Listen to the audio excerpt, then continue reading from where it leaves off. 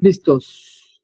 Bienvenidos, buenas tardes. Vamos a iniciar con nuestro eh, tema de hoy, con nuestro curso de hoy que tiene que ver con una facultad de comprobación, una facultad de comprobación estrella del Servicio de Administración Tributaria, que es la visita domiciliaria. Vamos a ver también un medio de defensa, que sería el recurso de revocación, ¿no? Es lo que va a abarcar nuestro tema de hoy. Son 4 módulos. En este caso veremos primero y segundo módulo, que tienen que ver con las generalidades y los actos de autoridad. Para el próximo módulo 3 veremos visita domiciliaria. Para el módulo 4 veremos lo que es el recurso de revocación, cómo aplica, cuándo es procedente, cuándo no, requisitos y demás. A lo largo también del tercer módulo, que sería la visita domiciliaria, estaremos observando el desarrollo del procedimiento de visita domiciliaria, el citatorio, oficio, cómo se notifica, cómo son las actas de notificación de los oficios, cómo son las actas parciales de solicitud de información, cómo es un acta final y la resolución del crédito fiscal al término de la visita domiciliaria, del procedimiento de visita domiciliaria. Es lo que vamos a estar observando durante todo el desarrollo de este curso, que son 6 horas. Cualquier duda, por favor, háganla aquí a través del chat sin ningún problema, y la contestaré lo más rápido posible, tratando pues de no retrasarnos también con la presentación. ¿De acuerdo? Comencemos entonces con nuestro primer módulo. En este primer módulo vamos a abordar las generalidades del procedimiento de visita domiciliaria. Entonces, bueno, ¿quién soy? Soy Ernesto Antonio Rosado, soy licenciado en Contaduría, especialista en fiscal por parte de la UNAM. Eh, Tengo ya bastante tiempo dedicado a la docencia, he sido académico de la UNAM. Hoy en día soy académico de la Universidad de Insurgentes, he trabajado también en Auditoría Fiscal Federal para el Servicio de Administración Tributaria y en verificación de lavado de dinero. Entonces, un poquito de lo que hago. Importancia de los impuestos. Comencemos con la importancia de los impuestos a manera de la generalidad. Hablemos de que los impuestos en la economía mexicana eh, son súper importantes, y gran parte de la economía mexicana está sustentada por los ingresos fiscales. Los impuestos son el mecanismo a través del cual el gobierno va a financiar sus programas, proyectos en general, y que bueno, que van a también detonar el crecimiento económico y van a generar los empleos, ¿no? La importancia de los impuestos es que ellos se convierten en un motor impulsor del desarrollo en México. Gracias a ellos, el gobierno cuenta con los recursos necesarios para poder financiar los servicios públicos esenciales, como la educación, la salud, la seguridad y obras públicas. Es importante esta parte de los impuestos, porque vamos a ver un poquitito más adelante que tienen un destino, que es el gasto público. ¿Salen los impuestos específicamente, a diferencia de cualquiera de los otros ingresos que pudiera tener el Estado mexicano me refiero? Los impuestos tienen un principio, que es el destino de gasto público. Deben ser destinados justamente a esta parte, que son educación, salud, seguridad y obras públicas, ¿sale? Cualquier gasto de orden o de índole público, ahí es donde se van a destinar justamente los impuestos. Bien, ahora, un poquito de historia de los impuestos. No hablamos de los aztecas, no hablamos de ellos hacia acá, con los tributos, pero hablamos de la época de la conquista. ¿Sí? Hernán Cortés nombra contadores para elaborar documentos en los que se plasman justamente las contribuciones de los indígenas. En 1573 surge algo conocido como alcábala, y era más o menos el equivalente al hoy en día impuesto al valor agregado. También teníamos en la época de la conquista un sistema de fiscalización llamado diez minero. En este sistema, los indígenas pagaban trabajando en la mina y el producto lo aprovechaba el Estado, es decir, pagaban por una parte de su trabajo, si bien no se les cobraba en dinero, o sea, no había un pago de dinero directamente, sí se les cobraba con una parte del trabajo. ¿Sí? El trabajo que ellos hacían en las minas, una parte de ese trabajo era aprovechada por el Estado mexicano, ¿vale? En la época de la conquista. Nuestra siguiente época histórica es la parte de la intervención francesa. En esta etapa, digamos, de la historia, esta etapa de la historia, pues establece la recaudación de los ingresos y donde se divide que una parte pertenecerá al Estado y otra parte pertenecerá a la Federación. Con la política de centralización a la llegada del general Porfirio Díaz al poder, hubo un fortalecimiento del gobierno federal con pues grandes ingresos que provenían justamente de toda la parte de inversión extranjera que se estaba realizando. Sin embargo, bueno, los gastos propios del gobierno mexicano pues generaron esa deuda externa, ¿no? Generaron el hecho de que al estar recibiendo ingresos constantes y estárselos acabando, tuviera que acudir a, a otras instancias de índole internacional, a otros gobiernos, a solicitar deuda, que desde luego le fue concedida, pues por supuesto tenía la inversión extranjera constante, directa, entonces había en ese entonces con qué pagar, pero bueno, debido a esos gastos quizás en algún momento excesivos del propio gobierno, se genera esta parte de la deuda externa. Vámonos con los impuestos. Los impuestos, entonces, literalmente, pues es una contribución, es algo con lo que hay que aportar, hay que contribuir en dinero, en algunos casos en especie, son de carácter obligatorio, ¿sí?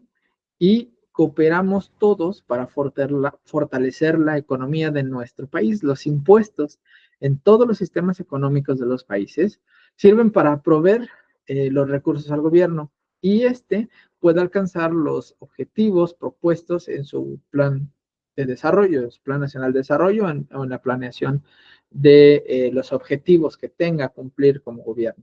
¿Sale? Entonces, el impuesto literalmente pues es un pago que se hace al Estado con carácter obligatorio, ¿sí? Por el cual no hay una prestación, ¿sale? ¿Qué es? Es una prestación en dinero, en especie en otras ocasiones, que no tiene una contraprestación directa del Estado. Es decir, por yo pagar mis impuestos, el Estado no me debe nada, no tiene la obligación de darme absolutamente nada, ¿sale? Entonces, a lo mejor lo han escuchado en algún momento, que es que yo pago mis impuestos y por eso le puedo pedir seguridad y por eso le puedo pedir mejor estado la vialidad, el macheo y 20,000 cosas más. No, estrictamente el Estado mexicano, por pagar tus impuestos, no debe darte nada como contraprestación, porque esa es una relación justamente entre el sujeto activo de la relación tributaria, que sería el Estado el que cobra, en este caso, la contribución, el impuesto, y el sujeto pasivo de la relación tributaria, que somos nosotros los gobernados. Entonces, nuestra obligación como gobernado es contribuir al gasto público del Estado. No quiere decir que el Estado tenga que darme algo a cambio de mis impuestos o esté obligado a darme algo a cambio de mis impuestos. No. Con los impuestos que nosotros pagamos, él tendría la obligación de destinarlo a un gasto público, seguridad, infraestructura, etcétera, etcétera. Pero eso es abismalmente diferente. Una cosa es que él tenga la obligación de destinar los impuestos que yo le pago a cubrir sus gastos de administración como gobierno, y otra cosa es que por el hecho de yo pagarle mis impuestos, él me deba dar algo. Eso no pasa, ¿sale? Yo sí tengo la obligación de contribuir con mis impuestos sin recibir una contraprestación a cambio del Estado mexicano. ¿De acuerdo? ¿Qué pasó, Uriel? Cuéntame. Una pregunta, por ejemplo, ¿los parquímetros entrarían como un impuesto sobre qué? ¿Sobre el suelo? Esa es No, mi pregunta. no, fíjate que en el caso de los parquímetros, no, ahí son más bien aprovechamientos por bienes de dominio público. ¿Vale? Entonces ahí sí no se clasifican con impuestos. Recordemos en términos del artículo cuarto del Código Fiscal de la Federación, que dentro de las contribuciones tenemos las de mejora, las de seguridad social, los impuestos, los aprovechamientos y los derechos. Entonces, en ese caso serían aprovechamientos, ¿sí? O en ese caso, en algún momento pudiera llegar a ser un derecho, si lo ves así. Eh, pero no, en este caso serían aprovechamientos por el uso de bienes de dominio público. ¿Sí? Entonces, ahí sí existe una contraprestación, ahí sí, hablando de derecho, hablando de aprovechamiento, hablando de mejoras, existe una contraprestación por parte del Estado. ¿Vale? Ahí sí, por el hecho de estacionarte y pagar un parquímetro, él debe darte el tiempo de establecer o de estacionar tu vehículo en ese lugar hasta que llegue el momento de volver a cobrar, ¿no? Entonces, Por sí. ejemplo, también otra pregunta. Bueno, yo tuve una discusión apenas Ujú, con, bueno, no era problema mío, ¿no? Pero estaba al lado mío. ujú, Yo por lo que tengo entendido, de acuerdo a la ley, los ujú, parquímetros o los que se encuentran en la calle, no es para poner las monedas y así, ujú, no es como que te dan o te brindan un seguro, solamente yo por lo que tengo entendido es el simple hecho de poderte estacionar y no sea una infracción hacia tu propiedad. claro. Un señor estaba discutiendo que supuestamente este impuesto que se pagaba era para poder, ahora sí hay que estacionar el carro, tener seguridad vial y que cualquier accidente que tuviera tu unidad pudiese ser reparada por este parquímetro. Yo lo que Mm, tengo entendido, los parquímetros no vienen directamente del gobierno, es una sociedad aparte, ¿no? Y ellos pagan el impuesto sobre esa renta de cada espacio de estacionamiento. sí, pero recordemos que de entrada no es un impuesto, es un aprovechamiento o es un derecho, que es lo que tú estás pagando. No entra como impuesto, no es un impuesto como tal. Y obviamente ese aprovechamiento que el gobierno está percibiendo es por el uso de ese bien de dominio público, que sería el espacio donde tú te puedes, como cualquier ciudadano, se puede estacionar, ¿vale? Y está recibiendo un aprovechamiento por ese espacio. Pero el hecho de que tú le pagues por aprovechar ese espacio, pues, no genera que tenga que cubrirte algún accidente, algún incidente eh, respecto de tu vehículo o de tu bien. Particularmente en este caso hablamos de tu vehículo, pues tu vehículo debe contar con un seguro. Es parte de el circular, ¿no? En la Ciudad de México debe traer seguro tu vehículo, debe estar asegurado. Y es incluso el tema de una infracción ahí de índole vial, el no traer seguro, ¿no?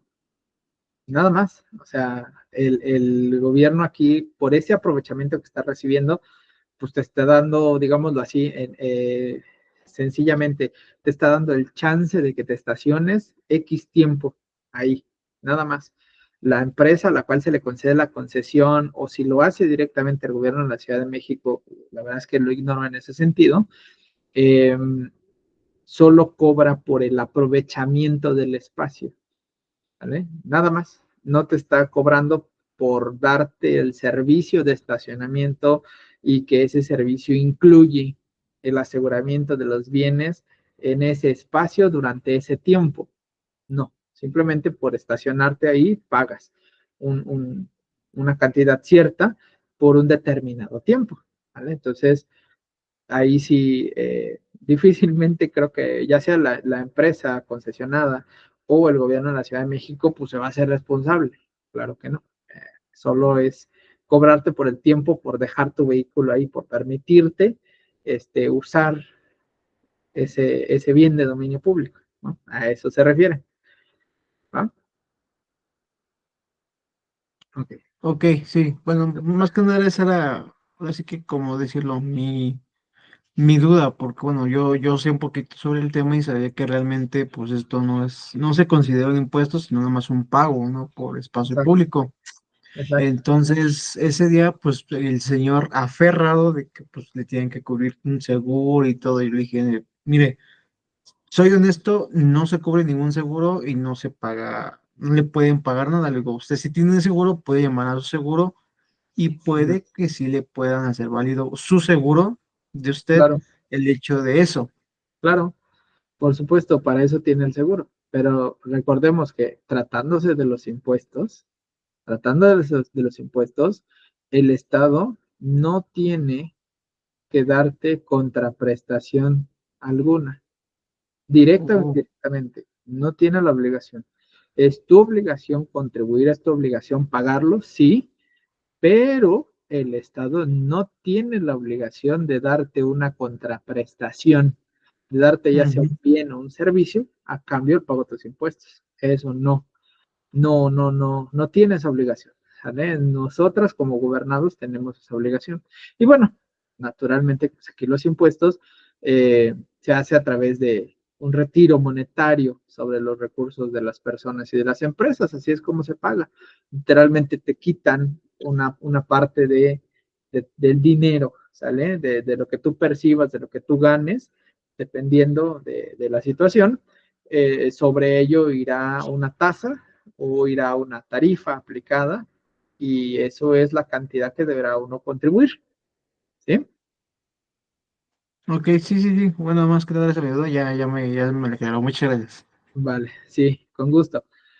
¿Cuántos tipos de impuestos tenemos? Bueno, básicamente hay N número de clasificaciones, pero bueno, dos tipos podemos distinguir, aquellos que son impuestos directos y aquellos que son impuestos indirectos, ¿sale? Son dos tipos. Entonces, cuando hablamos de impuestos directos, son aquellos los que recaen sobre las personas y graban su ingreso, la riqueza, patrimonio y capital. Entre estos podemos encontrar el impuesto sobre la renta.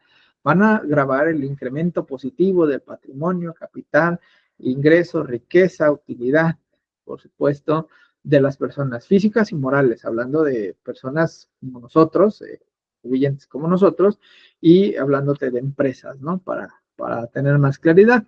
Y tenemos también los impuestos indirectos, son aquellos que afectan patrimonialmente a personas distintas del contribuyente original o al contribuyente al que se le aplica. Como ejemplo de ello tenemos al IVA y tenemos al IEPS. Son impuestos indirectos porque finalmente quien termina realmente pagando este tipo de impuestos es el contribuyente final, el usuario final, el consumidor final, es quien termina pagando el impuesto. Si lo ponemos en ejemplo, como veíamos en la pasada, en el curso pasado que hablábamos de IVA e ISR de personas físicas, si recordamos, nosotros como personas físicas con actividad empresarial y o servicio profesional, cobramos el impuesto al valor agregado, cada vez que hacemos una venta. Yo digo, vendí 10,000, tenemos un IVA de 1,600. ¿Sí? Y cuando hago un pago, hablando de la luz, del internet, de compras en general, normalmente pagamos un IVA. Entonces yo digo, pagué 5,000 pesos más 800 de IVA, en total fueron 5,800. ¿Sale?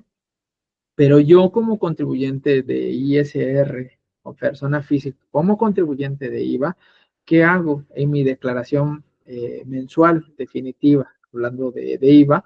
Pues tengo 11,600 de los ingresos que cobré, le voy a restar los 800 de los gastos que pagué y la diferencia es la que termino pagando, ¿vale? Entonces, aquí el IVA, por eso decimos que es transparente y es un impuesto indirecto. Yo tengo esa oportunidad como contribuyente de IVA de poder realizar el acreditamiento. Pero ¿qué pasa, por ejemplo, cuando hablamos de un trabajador, alguien que está en régimen de sueldo y salario, que no tiene, eh, no es contribuyente de IVA, no tiene cómo acreditar de alguna manera el IVA de sus gastos? Entonces él va a la tiendita o va al Walmart o va a cualquiera de ellos, se compra su Coca-Cola, se compra eh, no sé, N cantidad de productos, y esos productos llevan implícito en el precio el impuesto al valor agregado. Entonces, él al no facturar o facturar también si lo requiere, pero al no ser contribuyente del impuesto al valor agregado, pues es él el que termina pagando finalmente ese IVA. ¿Vale? Finalmente va dirigido al usuario final, al consumidor final. Entonces, por eso de alguna manera es un impuesto clasificado como indirecto. Lo mismo sucede con el IEPS. Los que son contribuyentes de IEPS, hablándote de aquellos que realizan, por ejemplo, bebidas alcohólicas, tabaco, hidrocarburos, alimentos chatarras, etcétera, etcétera, ellos que se vuelven contribuyentes de IEPS, pues tienen el mismo mecanismo de acreditamiento de IEPS. ¿Quién es el que paga el IEPS? El usuario final. Entonces, yo que le echo la gasolina a mi carro, yo soy el que termina pagando el IEPS. Finalmente, a mí el Estado, directamente el Estado a mí, a través de esos procedimientos de acreditamiento, me termina cobrando el IEPS. Yo soy el que termino pagando. Entonces, por eso se les llaman impuestos indirectos. ¿Sale? Porque hay ese procedimiento de acreditamiento entre los propios contribuyentes de ese impuesto. Sin embargo, ellos no lo pagan directamente, ellos lo cobran, ahora sí que lo trasladan y lo acreditan, lo cobran y lo pagan, pero el usuario final es el consumidor final, es el que termina realmente pagando el impuesto, ¿vale? Mande.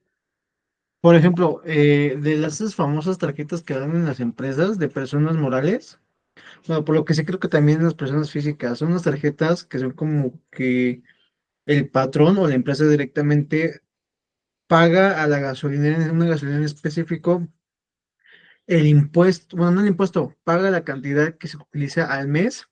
Mi Claro. pregunta es la siguiente, ¿cómo se saca el impuesto sobre eso? O sea, ¿se hace la totalidad de todo, de cada unidad, o cómo sería ahí?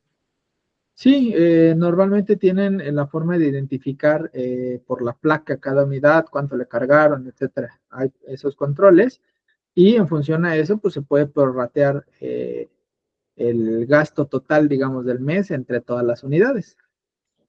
¿Vale? Puedes obtenerlo así. O puede ser que también otorguen una tarjeta específica con X número de tarjeta para cada unidad que tengan. Y obviamente lo que se concentra en la tarjeta es lo que habrá cargado la unidad. ¿Vale? Y eso incluye, por supuesto, el IEPS. Si tú te pones a ver a detalle, por ejemplo, una factura de gasolina, vas a ver que de repente, por ponerte un ejemplo, ¿no? Subtotal 100 pesos, IVA 16 pesos, total, en lugar de que diga 116, dice 134. Dices, ah, Por caray, el IVA, ¿no? ¿por qué? Ajá, ¿por qué no dice subtotal IVA? No, ¿por qué no dice 116, total 116? ¿Por qué? ¿Por qué no dice eso? Porque dice 116 y total 134. Porque lleva implícito el IEPS, lleva implícito la cuota compensatoria, que tiene que ver con la parte de hidrocarburos. En algunas se desglosa, en otras no. En otras simplemente te dicen 116, 130. Y eso es lo que pagaste de gasolina, 130.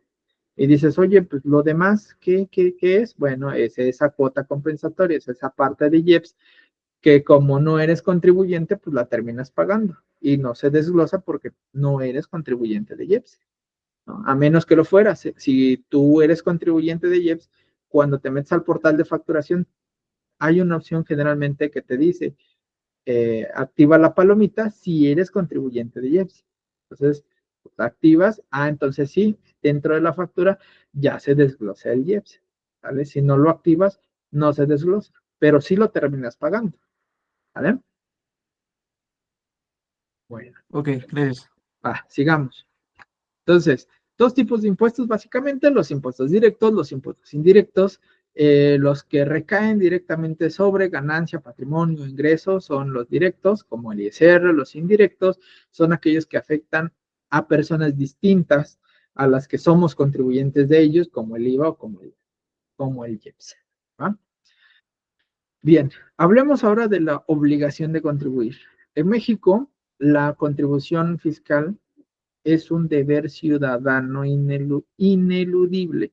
Es decir, todos los que obtenemos ingresos tenemos la obligación de contribuir a los impuestos. Los impuestos constituyen el principal ingreso del Estado y son el mecanismo a través del cual se van a financiar los servicios públicos esenciales que van a beneficiar a toda la sociedad, desde la educación hasta la salud, seguridad e infraestructura.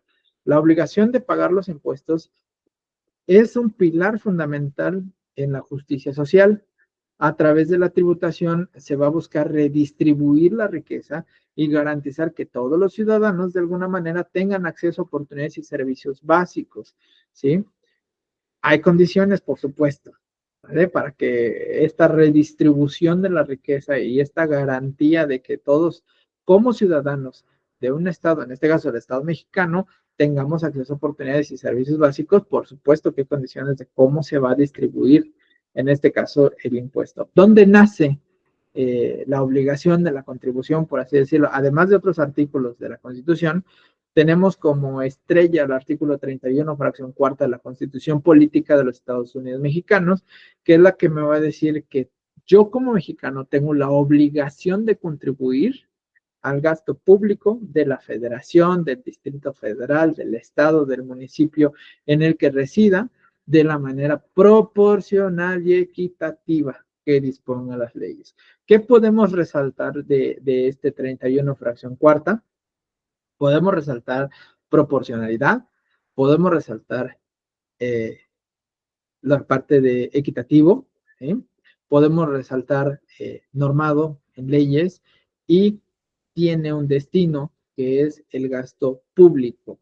Es mi obligación contribuir al gasto público de la manera proporcional y equitativa que dispongan las leyes, ¿sale? Entonces, estos cuatro principios tributarios, vamos a llamarlo así, principios de justicia fiscal, se vuelven altamente importantes al momento de que el Estado mexicano aplique esa obtención de impuestos. Si bien los va a cobrar a nosotros como sujetos pasivos de la relación tributaria, que somos los que pagamos literalmente los impuestos, bueno, él al momento de gastárselos, al momento de aplicarlos, tendrá que observar gasto público. Por supuesto que en ese caso, al momento de que él nos cobre a nosotros los impuestos como parte de sujetos pasivos de la relación tributaria que somos, no nos puede decir, digamos que arbitrariamente, cuánto quiere que le paguen. No, de entrada debe estar normado en la ley, de entrada. Debe ser equitativo, debe ser proporcional, conforme a la capacidad tributaria que tenga cada contribuyente, cada persona, física o moral, ¿vale? No importa, pero conforme a su capacidad de tributo, conforme a su capacidad de pago, es conforme tendrá que, pues, contribuir con su impuesto, ¿de acuerdo? Bien, y de ahí, de este 31, fracción cuarta, tenemos a los principios de justicia fiscal. La justicia fiscal, recordemos que es un pilar fundamental en cualquier sociedad democrática. En México, los principios de justicia fiscal, pues van a buscar garantizar que la carga tributaria se distribuya de manera equitativa entre todos los ciudadanos, de acuerdo con la capacidad económica, la capacidad de pago. La Constitución Política de los Estados Unidos Mexicanos va a establecer o establece, mejor dicho, claramente la obligación de los ciudadanos de contribuir al gasto público de manera proporcional y equitativa. Estos mandatos constitucionales se van a traducir en una serie de principios de justicia fiscal que van a regir justamente tanto el diseño como la aplicación del sistema tributario mexicano. Estos principios de justicia fiscal son consideradas también como las garantías, así como tenemos las garantías de derechos humanos en la Constitución. Estos principios de justicia fiscal también son garantías, ¿sí? Garantías de legalidad tributaria, de equidad, de proporcionalidad, de que no se me está violando como contribuyente del Estado mexicano, no se me está cobrando como contribuyente del Estado mexicano de manera excesiva y arbitraria, ¿sale? Entonces, tiene que llevarse estos principios de justicia fiscal como garantía del adecuado cobro de la contribución, ¿sí? O de la adecuada contribución en el Estado mexicano. Si bien los principios de justicia fiscal son reconocidos en la legislación mexicana, su aplicación en la práctica tiene varios desafíos. La evasión fiscal, la ilusión fiscal, la desigualdad en la distribución de la riqueza son algunos de los problemas que van a obstaculizar siempre la construcción de un sistema tributario más justo y más equitativo. ¿Sale? Tenemos cinco que se van a desprender, cinco principios de justicia fiscal o cinco principios de justicia tributaria. Generalidad y obligatoriedad, destino del gasto público, proporcionalidad, equidad y además legalidad tributaria. ¿Vale? Cuando hablamos de los principios o cuando hablamos prácticamente del principio de generalidad y obligatoriedad, este principio surge justamente de la redacción literal del artículo 31, fracción cuarta de la Constitución Política de los Estados Unidos Mexicanos. Me va a indicar que son obligaciones de todos los mexicanos contribuir para los gastos públicos, ya sea de la federación, del distrito, del estado, del municipio, donde se resida el contribuyente o donde resida uno como mexicano, ¿vale? Entonces, es obligatorio contribuir para el gasto público. No debe entenderse en términos absolutos esta obligación, sino limitada por el concepto de capacidad contributiva. Es decir, todos los que tengan alguna capacidad contributiva estarán obligados a pagar impuestos. Por eso decía en un principio, en el momento en que tú estás obteniendo ingresos, estás obligado a contribuir al gasto público, en términos del artículo 31, fracción cuarta. Si tú no obtienes ingreso, bueno, no tienes capacidad de pagar, no hay capacidad contributiva. Si no estás percibiendo ingreso de ninguna índole, no tienes capacidad de pagar, por lo tanto, bueno, no entras dentro de la obligación, no estás dentro de esos sujetos pasivos obligados a la contribución del impuesto en tanto pues no percibas el ingreso, en tanto no tengas justamente con pagar. Entonces, son principios que tenemos que tomar muy en cuenta porque a lo mejor en algún momento la autoridad a través de sus actos particularmente la autoridad hacendaria, las autoridades fiscales, pudieran llegar a violentar algunos de los principios y sobre los cuales, pues, no, ya procederá algún medio de defensa como el recurso administrativo, el contencioso administrativo o el juicio de nulidad, o bien, pues ya tendríamos que apelar al amparo en materia fiscal, al amparo indirecto, ¿no? En materia fiscal. Pero bueno, vamos a verlos poco a poco. Segundo, principio de destino de gasto público. Tenemos aquí un autor que parte en la parte doctrinal, que es Gabino Fraga, dice, cree que porque los gastos públicos deben entenderse los que se destinan a la satisfacción atribuida al Estado de una necesidad colectiva, quedando por tanto excluidos de su comprensión los que se destinan a la satisfacción de una necesidad individual. ¿Sale? Entonces, cuando hablamos de destino de gasto público, hay que entender todo aquel que sea necesario para que las entidades públicas realicen sus atribuciones, realicen sus funciones, es decir, para el desarrollo de su actividad legal, ¿sí? El pago de salario de los servidores públicos en general, mantenimiento de los edificios, seguridad pública, carreteras, etcétera. A eso se refiere. Todo aquello que sea necesario que en este caso el gobierno federal tenga que erogar, tenga que gastar para mantener funcionando, digamos, el Estado mexicano. A eso se refiere con destino del gasto público. El siguiente principio, hablamos del principio de proporcionalidad. Su significado conceptual en conjunto con el principio de equidad es el de mayor importancia para determinar los lineamientos esenciales de nuestro sistema tributario. La proporcionalidad es la correcta distribución entre las cuotas, tasas o tarifas previstas en las leyes tributarias y la capacidad económica de los sujetos pasivos por ella gravados, ¿sí? Hablamos de proporcionalidad cuando hablamos de cuotas, tasas, tarifas, ajá, que va a prever la ley, pero también hablamos de proporcionalidad dependiendo del sujeto, ¿sí? Y está mutuamente relacionado con equidad. Ya me lanzo para allá, ahí voy para allá. Se estructura dentro de nuestro derecho fiscal atendiendo a tres elementos primordiales. Uno, la capacidad económica de los ciudadanos a fin de que cada uno de ellos contribuya cualitativamente en función de dicha capacidad, o sea, en función a lo que pueda y a lo que tenga en ese momento, ¿de acuerdo?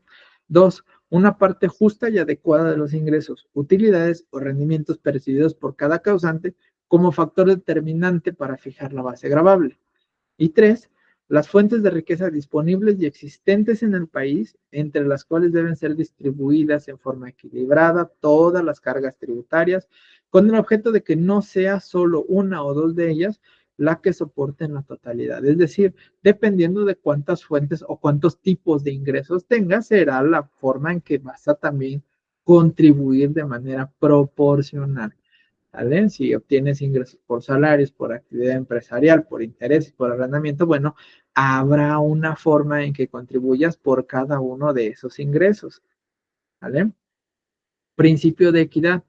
Se entiende que es una igualdad de ánimo. Y la vamos a subrayar, es una igualdad de ánimo, un sentimiento que nos obliga a actuar de acuerdo con el deber de la conciencia. La equidad significa la aplicación de la justicia a casos concretos. Se obtiene tratando igual a los iguales y en forma desigual a los que no se encuentran en igualdad de circunstancia. ¿Vale? Van de la mano tanto el principio de proporcionalidad como el principio de, ay Dios, ¿qué dice? De equidad, equidad tributaria, ¿sale? Proporcionalidad y equidad tributaria van de la mano, ¿sale? Ambos. En uno va a depender de los tipos de ingresos, va a depender de tu capacidad contributiva y en el otro me habla de tratar igual a los iguales y desigual a los desiguales. Esto me lleva a que las personas físicas en general somos personas físicas, merecemos un trato igualitario como personas físicas que somos aplicado a la parte contributiva, como las personas morales son personas morales, organizaciones de talla nacional o internacional que obtienen ingresos, que desarrollan sus actividades, pero son personas morales, son agrupaciones de personas físicas. Entonces, no los puedo tratar igual, ¿vale? No puedo tratar igual a una persona física que igual a una persona moral. Es decir, tenemos el mismo trato, por ejemplo, las personas físicas, profesionistas, abogados, contadores, médicos, etcétera. Tenemos el mismo trato. Somos equiparables. ¿Sí? Hablamos de una equidad en el trato contributivo. Y las personas morales, Bimbo, Coca, FEMSA, cualquiera de ellos, tienen el mismo trato, son personas morales, son iguales entre ellos, ¿vale? Por eso dice el principio de equidad, tratar igual a los iguales y desigual a los desiguales. No podría tratar igual a una persona física que a una persona moral. Ahí se rompe el principio de equidad, ¿vale? No se puede, ¿sí? Sí tratamos igual a las físicas y sí tratamos igual a las morales. A eso se refiere el principio de equidad, ¿de acuerdo? Bien. Principio de legalidad tributaria totalmente ligado a los dos anteriores, ¿vale? Dos enunciados a los que obedece el principio de legalidad. La autoridad hacendaria no puede llevar a cabo acto alguno o realizar función alguna dentro del ámbito fiscal sin encontrarse previa y expresamente facultada para ello por una ley aplicable. ¿Vale? O sea, no me puede cobrar un impuesto si no existe la ley que la faculte a cobrarme. No puede ejercer su revisión, su facultad de comprobación, si no existe algo que la faculte a venir y molestarme y pedirme comprobar ingresos, gastos, de revisarme en general. No lo puede hacer si no existe la ley. A eso nos referimos con legalidad tributaria. Por otra parte, nosotros los causantes del impuesto, nosotros las personas físicas y las personas morales como sujetos pasivos de la relación tributaria, que somos los que pagamos los impuestos, solo nos encontramos obligados a cumplir con los deberes que previamente y expresamente, ¿sí?, faculta la ley, ¿vale? De ahí que tengamos que, si no está prohibido, está permitido. Si lo han escuchado en algún momento, si no está prohibido, está permitido, ¿vale? Entonces, de ahí viene justamente la parte de legalidad tributaria, ¿sí? Bien, entonces, cuando hablamos de legalidad tributaria, de equidad, de proporcionalidad, recuerden, van juntos, no son principios separados, son principios totalmente juntos. Este me habla de que todo el actuar de la autoridad tiene que estar basado necesariamente en una ley, ¿sí? Todo el actuar del sujeto obligado tiene que estar basado respecto de cumplimiento en la ley, ¿sí? Todo lo que yo tenga que cumplir, la ley me tiene que decir qué tengo que cumplir. Si no me lo dice, puedo no cumplirlo, ¿vale? Bien, hasta aquí. Estos son los principios de legalidad tributaria, los principios de justicia tributaria o justicia fiscal que debemos observar constantemente en México, constantemente. De ahí que no me puedas cobrar algo como Estado mexicano si no existe la ley. Si en la ley no dice, como nos marca el artículo 5 del Código Fiscal de la Federación, sujeto, objeto, base, tasa o tarifa, ¿vale? Si no están en una ley, no me puedes cobrar. Y si no están en una ley que me obligue a mí, contribuyente, a pagar, pues no te voy a pagar. A eso se refiere el principio de legalidad tributaria, ¿sale? Bien, entonces, bueno, sigamos. Nuestro módulo 2, en nuestro módulo 2, ligado a los principios de justicia fiscal, de justicia tributaria, la parte impositiva, vamos a aventarnos ahora a lo que son los actos de autoridad.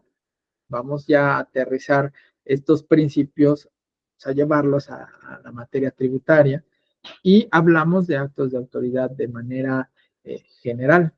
La relación entre los contribuyentes y las autoridades fiscales en México está marcada por una constante interacción donde los actos de autoridad desempeñan un papel crucial en el desarrollo del contribuyente. Estas manifestaciones de poder público encaminadas a garantizar el cumplimiento de obligaciones fiscales pueden generar diversas implicaciones legales y económicas a los particulares. De entrada serán las económicas, pero derivadas de las económicas pudieran existir también otro tipo de consecuencias derivadas de esos actos de autoridad. ¿Qué es un acto de autoridad? Bueno, pues es aquel que ejecutan las autoridades y que con base en las disposiciones legales o de facto pretenden imponer obligaciones, modificar las existentes o limitar los derechos de los particulares, en este caso los derechos de los contribuyentes, ¿sale? Un acto de autoridad siempre va a ser ejecutado por cualquier autoridad, la que sea. En nuestro caso estamos hablando de la autoridad hacendaria, la autoridad tributaria, y que con base en disposiciones legales va a imponerme obligaciones, va a modificar mis obligaciones existentes o me va a limitar los derechos que tenga respecto de lo que yo esté haciendo, ¿no? Mis derechos particulares. Entonces, los actos de autoridad también tienen elementos de existencia, no solo por el hecho de que lo ejecute una autoridad, recordemos el principio de legalidad tributaria, ¿sí? Oye, es que me mandaron un correo y me están pidiendo, ¿puede hacerlo? Esa es la pregunta. ¿Está facultada la autoridad para hacer lo que hizo? ¿Existe esa facultad de la autoridad normada? ¿Está en un código fiscal de la federación? ¿Está en alguna ley? ¿Está en algún lado normado? Esa es la pregunta. Entonces, de entrada, ¿sí? ¿Puede hacerlo? ¿Ok? Si puede hacerlo, bueno, pues entonces validemos eh, que sea un acto de autoridad, que exista ese acto de autoridad, ¿no? Entonces, aquí nos vamos a involucrar con lo que son los elementos de existencia de los actos, ¿no? Tiene que haber sido emitido por una autoridad, sí o sí.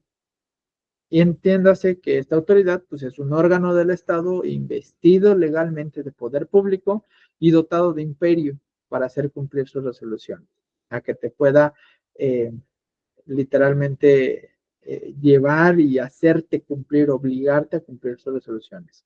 Y que actúe de forma individualizada mediante la emisión de resoluciones respecto a casos concretos, es decir, de individuos en lo particular. No podría ser el acto de autoridad de forma general, tendría que estar dirigido, ¿sí? Por supuesto, respetando el principio de legalidad tributaria, se realiza con base en disposiciones legales, es decir, con estricto apego a las atribuciones que la ley emitida por el legislativo establece. Si no está ese acto de autoridad tutelado en alguna ley, simple y sencillamente va a carecer de un elemento de existencia, no se va a poder realizar, ¿sí? Se realiza para imponer obligaciones, modificar obligaciones existentes o limitar los derechos de los particulares, ¿sale? Siempre va a ser el fin o la finalidad del ejercicio de un acto de autoridad. Clasificación ahora de los actos de autoridad. En el ejercicio de las funciones de las autoridades son generadoras de actos de pues, diversa naturaleza, pudieran ser compatibles, todos ellos. Como producto de esa actuación, pues tenemos las leyes, las sentencias, los actos genéricos y 2000 más que te imagines, ¿sale? Aplicado aquí a derecho fiscal, aplicado aquí en términos de código fiscal de la federación, tenemos las facultades de comprobación de la autoridad. Esas facultades de comprobación las puede ejercer a través de la visita domiciliaria, que es la que vamos a ver en este caso, a través de una revisión de gabinete, a través de una revisión electrónica, ¿sí? A través de una solicitud de información, ¿no? Normalmente conocido por parte de la auditoría fiscal como una compulsa, ¿vale? Son actos de autoridad que están en el Código Fiscal de la Federación, que cumplen con la parte de legalidad tributaria, ajá, y que, bueno, están normados, hay un procedimiento, hay una forma, hay características, elementos, etcétera, ¿sale? Pero bueno, de manera global, de manera general, esos actos de autoridad, bueno, pues tienen una clasificación. Existen realmente infinidad de clasificaciones. Pero bueno, hablando de actos genéricos, tenemos actos positivos. Esta actividad de la autoridad consiste en un hacer. Recordemos que tenemos obligaciones de hacer, no hacer, permitir, ¿vale? Entonces, cuando hablamos de un acto positivo, hablamos de una actividad que va a realizar la autoridad que va a consistir en un hacer. Hablamos de actos negativos cuando consiste en una negativa o una abstención de la autoridad. Hablamos de actos negativos con efectos positivos cuando tenemos aquellos en los que la autoridad se rehúsa a hacer algo, ¿sí? Se rehúsa a hacer algo. Pudiera ser ahí una contestación de una consulta, algo. Bueno, nos vamos a ir bien. Aquí entrarían lo que son ¿Mande? las famosas, aquí entrarían, perdone por interrumpirlo, aquí entrarían las que son las famosas promociones que se realizan.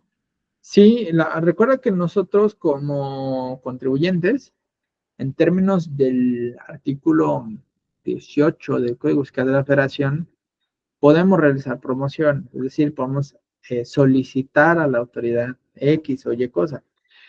Sin embargo, en ese caso, no sería un acto de autoridad, porque soy yo el sujeto pasivo el que lo está solicitando. Sería literalmente una solicitud, sería una promoción respecto de cualquier cosa, de respecto de un acto de autoridad. Aquí hablamos de aquello que como autoridad realizo hacia el contribuyente con la intención de imponerle alguna sanción, por así decirlo, de imponer alguna cuestión, modificar alguna cuestión o limitar algo que el contribuyente esté realizando. ¿Vale? Ya hablamos de este tipo de actos de autoridad. ¿Sí? En el caso que tú me mencionas, pues serían promociones, ¿no? Ahí, incluso por ahí en el 18 vas a encontrar, pues que se requiere un escrito libre en el cual se identifique el contribuyente, se exponga el caso, etcétera, etcétera. ¿Sale? Hay promociones que podemos hacer desde el portal del SAT, hablando de pues, aclaraciones, de obligaciones omitidas, de requerimientos, de certificados de sello digital, etcétera. Todos ellos son promociones que nosotros como contribuyentes podemos hacer hacia la autoridad. Pero aquí hablamos al revés. Hablamos de aquello que la autoridad está facultada para hacer hacia el sujeto, en este caso pasivo de la relación tributaria. Por eso hablamos de actos de autoridad, ¿vale? Entonces, espero que sí quede eso resuelto. Actos prohibitivos establecen una obligación negativa o una limitación a la conducta del gobernado. Actos declarativos se limitan a evidenciar una situación determinada sin modificar ningún derecho o situación jurídica existente. Actos consumados, pues son los que la autoridad ya ejecutó, que han adquirido materialidad, o sea, que han exteriorizado por un hacer, por una conducta positiva de la autoridad. Ahí hablamos de actos consumados, ¿sí? Tenemos también los actos consumados de modo irreparable, en los que se haga físicamente imposible volver a las cosas al estado que tenían antes de la violación ocurrida.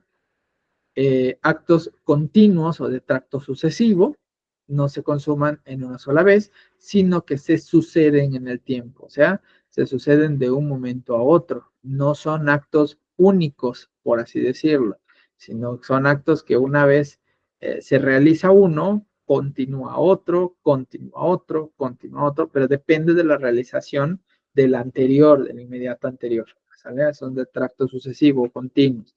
Tenemos actos futuros, inciertos o probables, que bueno, su ejecución es realmente remota, pudiera ocurrir o no. Hablamos de actos futuros también, de inminente ejecución, ajá, y su ejecución se refiere a que necesariamente se va a producir, necesariamente se va a dar, sí o sí va a ocurrir. Y tenemos actos consentidos. Expresa los que se consienten de alguna manifestación de la voluntad, es decir, actos consentidos expresamente, literalmente, y actos consentidos tácitamente, los que no se impugnan dentro del término que marca la ley. ¿Vale? Si yo, no sé, vamos a poner un ejemplo, si yo recibo una notificación, llega alguien a notificarme, yo recibo la notificación, estoy expresamente consintiendo el notificarme. ¿Vale? Físicamente. Si, por ejemplo, llega la notificación al buzón tributario, pasan los 4 días y yo no la abrí, tácitamente me di por notificado. ¿Vale? Yo no lo abrí, no lo revisé, no, tácitamente ocurrió. Tácitamente fue consentido el acto. ¿Vale? No hubo necesidad de que yo expresara mi voluntad. Sino tácitamente se recibió y listo, acabó. No hubo más. ¿Vale? Actos derivados de otros consentidos, pues los que son consecuencia de otros actos que la ley tiene por consentidos, ¿vale? Todos los que se deriven de ellos. Y hay otra clasificación, según su naturaleza, puede ser formal o órgano estatal de que provengan, pueden ser administrativos o judiciales, según su índole material o intrínseco, pueden ser actos administrativos o actos jurisdiccionales, ¿vale? Tenemos una serie de actos de otra índole de clasificación. Realización, podemos tener actos aislados, actos procesables, según su modo de afectación, omisivos, negativos, positivos, dependiendo de lo que se esté realizando. Según su acaecer cronológico, tenemos actos pretéritos, consumados, futuros, remotos, inminentes, de tracto sucesivo, continuados, continuos o momentáneos. ¿Vale? Y tenemos actos de molestia y actos privativos.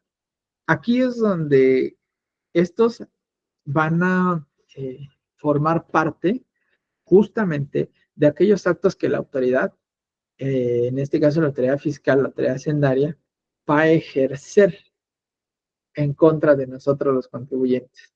¿Sale? Va a ejercer esa facultad en contra de nosotros los contribuyentes.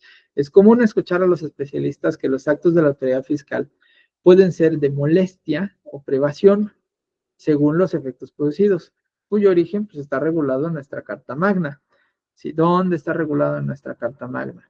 Hablamos del artículo 14 constitucional, segundo párrafo, nos va a decir, nadie podrá ser privado de su libertad, propiedad, posesiones, derechos, sino mediante juicio seguido ante tribunales previamente establecidos en el que se cumplan las formalidades esenciales del procedimiento y conforme a las leyes expedidas con anterioridad del hecho.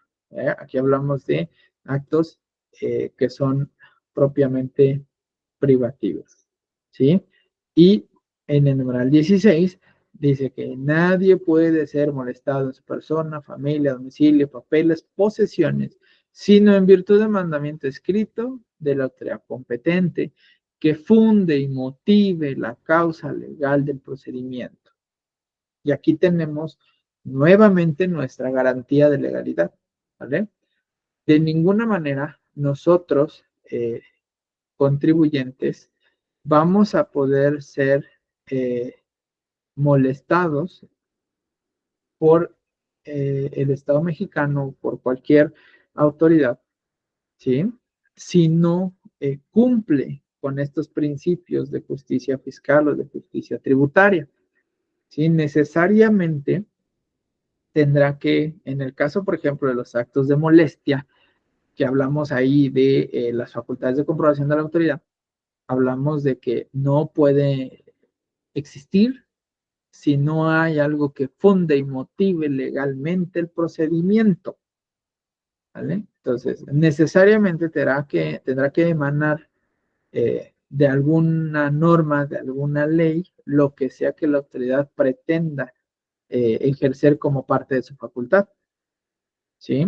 Si no existe esa facultad, si no existe en ninguna norma, en ninguna ley, en ningún código, sencillamente no podrá ejercer la facultad o lo hará saltándose el principio de, pues, de legalidad tributaria, ¿no? De que no existe en algún código, reglamento, ley, norma específica, no existe. Por lo tanto, pues podrá hacerlo, pero entonces yo tendré acceso a poder defenderme como contribuyente, ¿vale? Podré defenderme viendo, observando qué fue lo que la autoridad pasó por alto, uh-huh, y que pues por supuesto el hecho de haberse pasado por alto, el hecho de haberme notificado, haberme molestado de esa manera, pues está violando un principio de legalidad tributaria, que es la no existencia de la norma sobre la cual basa su facultad o sobre la cual basa su actuar. ¿Vale? Bien. ¿Vamos bien? ¿Vamos bien? ¿Vamos bien? Ok. Sí, todo Todos los bien. actos, perfecto, gracias. Todos los actos en materia tributaria, porque es la que nos compete ahorita, todos tienen requisitos. Esos requisitos los vamos a encontrar en el artículo 38 del Código Fiscal de la Federación. Cualquier acto de autoridad fiscal va a estar normado ahí. Uno de ellos es constar por escrito en un documento impreso o digital. ¿Sale? Entonces te van a notificar entregándote un oficio, levantando un acta, entregándote un citatorio, ¿vale? Va a ser ese acto por escrito. O bien digital a través de la herramienta que tienes por excelencia, que es el buzón tributario, ¿vale? Actos administrativos que consten en documentos digitales, como el de buzón tributario, y deban ser notificados personalmente o por medio del buzón, deberán transmitirse codificados a los destinatarios, es decir, no pueden ser transmitidos de manera libre. Entonces, de tal suerte que tenemos un procedimiento a través del cual se sube el acto, el oficio escaneado, firmado o el oficio firmado digital funcionario, por el servidor que lo emite, la autoridad que lo emite, donde hay un procedimiento donde para notificarte, por ejemplo, de manera electrónica a través del buzón tributario, van a hacerte llegar un correo electrónico al medio de contacto que hayas dejado, un SMS, un mensaje de texto, al número de celular que hayas dejado cuando habilitas tu buzón tributario, para decirte, oye, contribuyente, tienes un acto administrativo con número de folio tal, ¿m? Para que tú entres al buzón tributario y te des por enterado y te des por notificado. Entonces, en el buzón tributario, tú entrarás al buzón, irás a la sección de notificaciones y ahí verás que hay un acto todavía que no se ha notificado.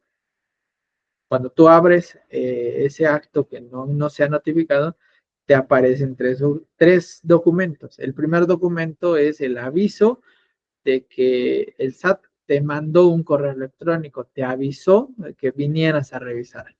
El segundo documento es el acuse de notificación y aquí es donde viene esta parte de transmitirse codificados al destinatario. La única forma en que tú puedes abrir ese acuse de notificación o abrir ese acto de autoridad es a través del uso de la firma electrónica avanzada, a través de la FIEL. ¿Sí? Y esa fiel contiene, por supuesto, codificado tus datos personales biométricos. Hablamos de huella, iris, foto de iris de tus ojos, foto del rostro y las huellas digitales de tus dos manos. Entonces, todos esos datos están codificados. ¿Sí? Entonces, la única forma en que vas a poder acceder a revisar ese acto de autoridad, ese acto administrativo, pues va a ser a través de poner literalmente tu firma electrónica en ese momento. Entonces, en el momento en que tú ingresas a revisar el acuse de la notificación, que va a ser el documento oficial a través del cual te das por enterado de que te están notificando un acto administrativo, en ese momento cargas los archivos de firma que tienen tus datos biométricos únicos con tu contraseña, etcétera, etcétera, se genera ese acuse de notificación, ¿sí? Si no se genera ese acuse de notificación, simple y sencillamente no puedes entrar a visualizar el acto administrativo. A eso se refiere, ¿de acuerdo? Entonces, una vez que se genera la acuse de notificación, ahí dice, el contribuyente fulano de tal, siendo tal día, tal hora, e ingresó con su firma electrónica y se considera notificado. Y ahora sí, ya puedes entrar a visualizar el acto administrativo, que es lo que te está notificando, ¿sale? ¿Qué otra cosa debe tener como requisito en la parte de los actos administrativos que transmite la autoridad? Debe señalar la autoridad que emite el acto administrativo. Siempre debe tener quien emite el acto administrativo. Servicios al contribuyente, licenciado fulano de tal, administrador local de servicios al contribuyente o administrador desconcentrado de servicios al contribuyente. No sé, auditoría, fiscal federal, administrador desconcentrado norte de la Ciudad de México, fulano de tal, ¿vale? Siempre debe tener quien emite el acto de autoridad.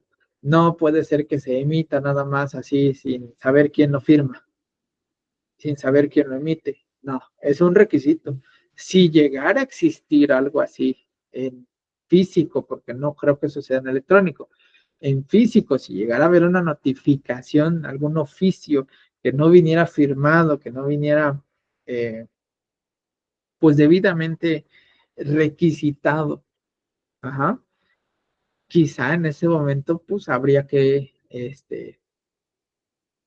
recibir el oficio, uh-huh, sin que exista, por supuesto, algún acta de notificación, algún acuse de notificación y ver qué dice y actuar en consecuencia, ¿no? Considerando que, bueno, será algo que podrás en algún momento eh, combatir por falta de requisitos, ¿vale? Porque no está cumpliendo con el requisito que marca 38 del Código Fiscal de la Federación. Y así tenemos infinidad de cosas que observamos en los actos de autoridad. Debe señalar lugar y fecha de emisión.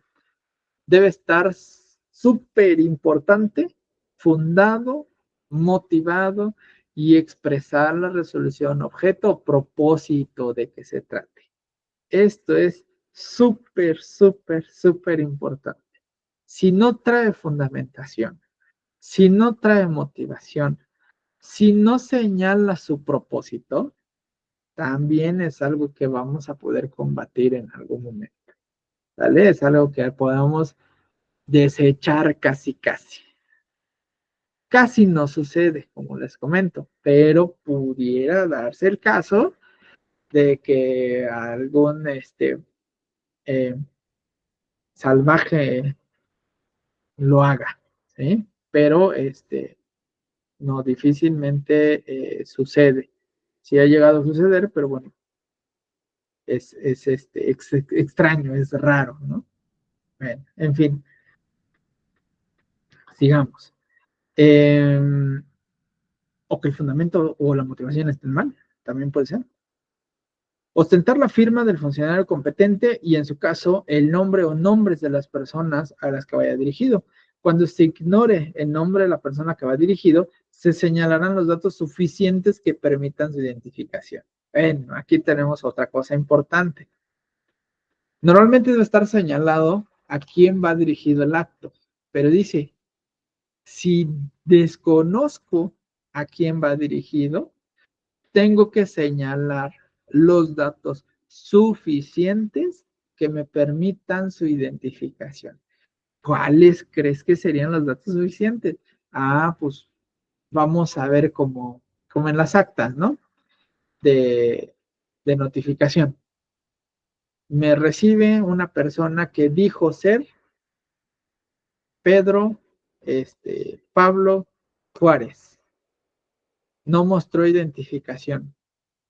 Por apreciación del visitador o del notificador, lo pongan, eh, es un hombre de más o menos unos 70 aproximado, ¿sí? 1,70 m de altura, de tez morena, cabello negro, corto, de complexión robusta, eh, con nariz mediana, labios medianos, ojos medianos, de color negro, eh, sin cicatrices a la vista, sin tatuajes a la vista. Pues creo que acaba de describir a 3/4 de la población mexicana, ¿no? Entonces, eso no es algo que me permita con suficiencia la identificación de a quién le voy a notificar, porque de entrada dijo ser, entonces no me consta. Y como yo tampoco sé a quién voy a notificar, nada más dice ahí en el oficio que es una persona que es así y así y así y así con esas características. Entonces, pues yo creo que es él, ¿vale? Entonces, hay que tener cuidado también con esas cuestiones que les digo, afortunadamente no pasan tan seguido, pero pues pudiera darse el caso de que pues, sí, efectivamente suceda, ¿no? En el caso de las resoluciones administrativas que consten en documentos digitales, deberán contener la firma electrónica avanzada del funcionario competente, la que tendrá el mismo valor de la firma autógrafa. Es decir, cuando se mande la notificación vía electrónica a través de la página del SAT, ajá, en ese momento va a tener que venir firmado justamente con la firma electrónica del funcionario que le emite. Tendrá que traer seguramente su sello digital, su cadena original, el nombre del funcionario, etcétera, etcétera, que de alguna manera esos datos cifrados, codificados, bueno, le darán validez como si lo hubiera firmado de puño y letra. Si se trata de resoluciones administrativas que determinen la responsabilidad solidaria, se señalará además la causa legal de la responsabilidad. Recordemos que tenemos, en términos del 26 del Código Fiscal de la Federación, tenemos responsables solidarios de las contribuciones, ¿sale? Entonces, si se tratara de una resolución donde se determine la responsabilidad solidaria, bueno, tendrá que señalarse quién es ese responsable solidario. ¿De acuerdo? Bien. ¿Duda hasta aquí? ¿No? ¿No tenemos duda hasta aquí? Perfecto. Buenísimo. Entonces, hasta aquí vamos a concluir con este primer y segundo módulo.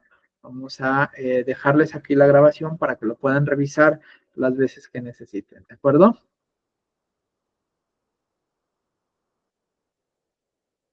Bye.